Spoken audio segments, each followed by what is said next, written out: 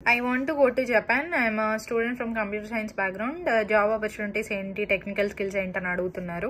ఏమేమి నేర్చుకోవాలనేది చెప్తా. మీకు జపాన్ నుంచి జాబ్ ఆపర్చునిటీస్ రావాలంటే 3 దారులు ఉన్నాయి. ఒకటి, మీరు బీటెక్ చదివి ఆన్ క్యాంపస్ అంటే కాలేజ్లోనే ఏదైనా జాబ్ తెచ్చుకోవాలి జపాన్కి.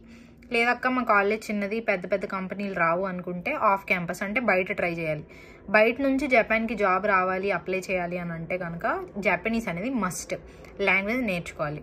Next, on site opportunity. మీరు ఇండియాలో ఏదన్నా జాపనీస్ కంపెనీలో జాయిన్ అవ్వి అక్కడ నుంచి ఆన్ సైట్ ఆపర్చునిటీ ఏదన్నా అంటే కంపెనీ వాడే ప్రాజెక్ట్ పని మీద మిమ్మల్ని ఇండియా నుంచి జపాన్కి పంపిస్తాడు. అవే ఉంది. ఇప్పుడు మీరు జపనీస్ కంపెనీలో ఎంటర్ అవ్వడానికి కూడా జపనీస్ అడుగుతున్నారు. సో మీకు జపాన్లో జాబ్ రావాలంటే అన్నిటికీ మెయిన్ సోర్స్ ఏంటంటే లాంగ్వేజ్ నేర్చుకోవడమే. లాంగ్వేజ్ అనేది మొత్తం 5 లెవెల్స్ ఉంటుంది. N5, N4, N3, N2, N1. N5 అనేది బేసిక్ లెవెల్, N1 అనేది ప్రొఫిషియంట్ లెవెల్. సో మీరు ఐటీలో జాబ్ తెచ్చుకోవాలంటే 3rd లెవెల్ N3 వరకు నేర్చుకోవాలి. ఓకేనా? ఎన్నాళ్ళు నేర్చుకోవాలి? ఎలా నేర్చుకోవాలంటే 8 months to 1 year పడుతుంది ఈజీగా. సెల్ఫ్ స్టడీ చేస్తే చెప్తున్నాను. లేదు బయట నేర్చుకోవాలంటే ఒక్కొక్క లెవెల్కి 6 months తీసుకుంటారు. సో 3 levelsకి 1.5 సంవత్సరం పడుతుంది. సెల్ఫ్ స్టడీ చేయాలంటే సోర్సెస్ నేను ఇన్స్టాగ్రామ్ బయోలో పెట్టాను. ట్యూటోరియల్స్ కూడా ఫ్రీగా తెలుగులో నేను యూట్యూబ్లో అప్లోడ్ చేస్తున్నాను. మీరు చూడండి, ఏదైనా డౌట్స్ ఉంటే నన్ను అడగండి, నేను చెప్తా. లేదు మేము బయట నేర్చుకోవాలి అక్క అనుకుంటే కనుక జపనీస్ లాంగ్వేజ్ సెంటర్స్ ఉంటాయి, వాటిల్లో నేర్చుకోండి. మీకు తక్కువలో అవుతుంది అనమాట.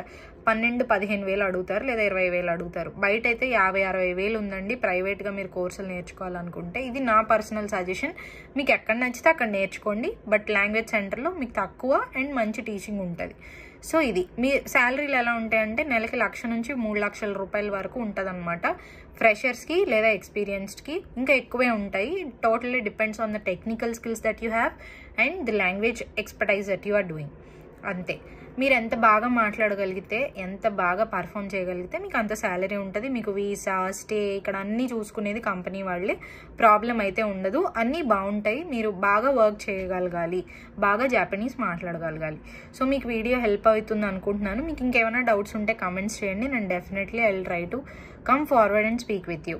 మీకు ఈ వీడియో నచ్చితే లైక్ చేసి మీ ఫ్రెండ్స్కి షేర్ చేయండి. అలాగే ఫాలో అవ్వడం మాత్రం మర్చిపోకండి. Bye bye.